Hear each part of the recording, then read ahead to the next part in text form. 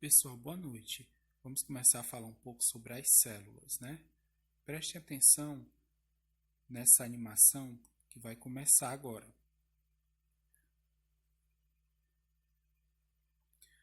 Observe o que vai acontecer, observe o que ocorrerá nessa animação. Bom, você observou que uma célula sendo vista através de um microscópio óptico. Como você verá nas próximas páginas, a maioria das células serão estruturas muito pequenas e, portanto, só podem ser vistas com o auxílio de um microscópio. Seguindo aqui na apresentação. Bom, o objetivo da nossa aula de hoje é compreender a importância do microscópio para o estudo das células, diferenciar células microscópicas e macroscópicas, compreender a teoria celular, compreender as técnicas existentes para o estudo das células e diferenciar células procarióticas e eucarióticas. Então, vamos começar aqui. Bom, a célula, gente, como todos nós sabemos, é a menor parte do organismo, que mantém todas as características de um ser vivo. Por isso é conhecida como sendo a unidade morfofisiológica de todo ser vivo. Cada tipo de célula tem uma função específica no nosso organismo, e é a partir delas que se formam outros níveis de organização do corpo humano. A área da biologia que estuda a célula é chamada citologia. Na maioria das vezes, as células são tão pequenas que só podem ser vistas no microscópio, por isso sua descoberta e seu estudo estão diretamente ligados ao desenvolvimento dessas estruturas. Estudaremos então um pouco desses aparelhos associados à descoberta das células. Notem quando a gente passa o mouse aqui, ó, vocês veem que os instrumentos compostos por lentes estão presentes em muitos momentos de nossas vidas. A lupa, por exemplo, serve para visualizarmos objetos detalhadamente. Agora vamos falar um pouco sobre o microscópio. A palavra célula foi inventada em 1665 pelo cientista inglês Robert Hooke. Com o surgimento do microscópio foram permitidas muitas conquistas científicas na área de estudo das células. Este aparelho permite ampliar em até milhares de vezes a imagem em minúsculos corpos. A partir do microscópio utilizado por Robert Hooke, esse objeto foi evoluindo ao longo do tempo, chegando ao microscópio óptico e mais recentemente ao microscópio eletrônico. Esse microscópio eletrônico, gente, ele permite a visualização de até vírus que não podem ser vistos através do microscópio óptico.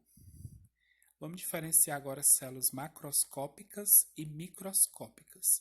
A maioria das células elas são tão pequenas que podem ser visualizadas apenas ao microscópio, mas há algumas exceções que são mostradas abaixo. Vamos lá. As células microscópicas, elas são as células sanguíneas, que são exemplos de células que só podem ser vistas através de um microscópio. Nos mamíferos, as células têm seu tamanho variado entre 5 e 50 micrômetros de diâmetro.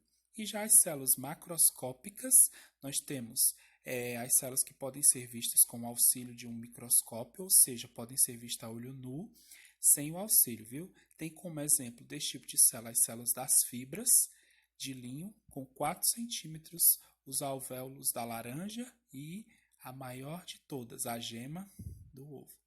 Vou clicar aqui, ó, aparece a gema do ovo.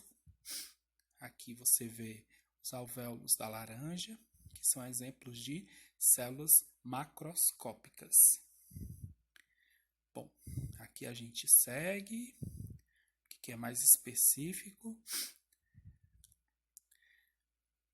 Aqui também a gente mostra um pouco sobre o inglês.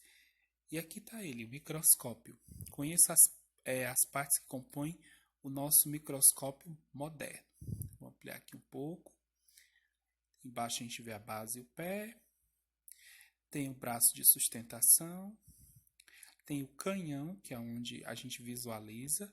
O revólver, que é onde gira para a gente poder aumentar ou diminuir. A platina, onde nós colocamos a célula. O parafuso macrométrico, que regula. o parafuso micrométrico, também que diminui para a gente poder visualizar melhor. As lentes que são as objetivas, que vão variar de 10, 40, 100. As lentes oculares, a fonte de luz.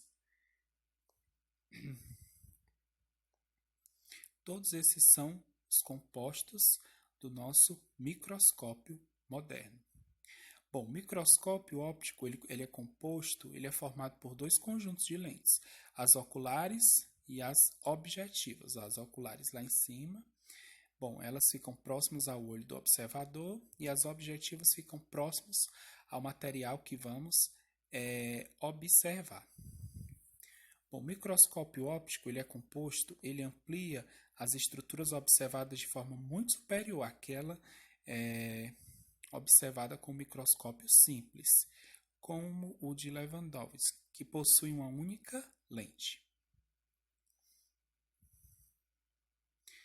Bom, após a descoberta da célula, inúmeros estudos microscópicos dos seres vivos permitem o desenvolvimento dessa importante área da biologia, que é chamada citologia.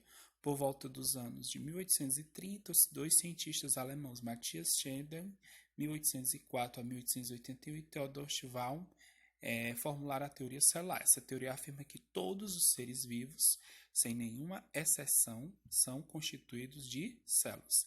Dessa forma, as células são as unidades morfológicas e funcionais dos seres vivos, e o reconhecimento de que a célula é parte fundamental da constituição de todo ser vivo foi uma das mais importantes descobertas da história da biologia.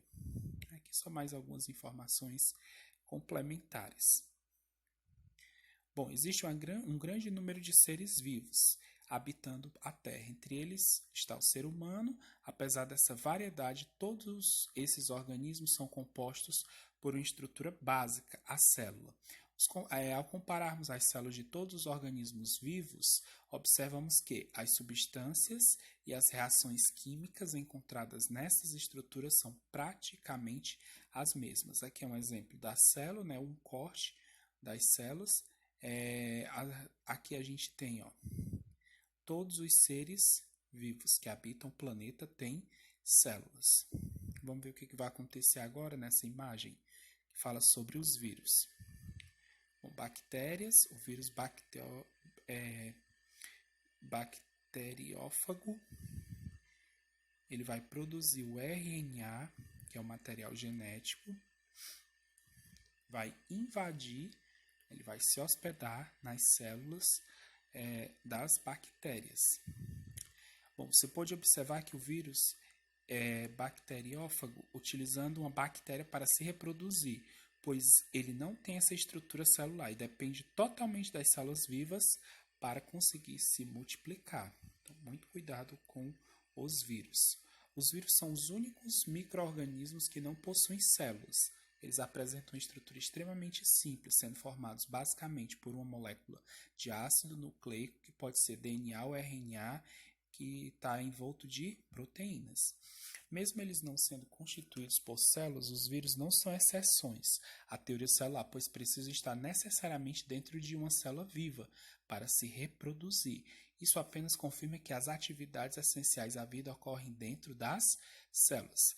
Acredita-se que os antecessores dos vírus tenham sido células que, ao se tornarem parasitas intracelulares, sofreram adaptações e simplificações em suas estruturas. Tá?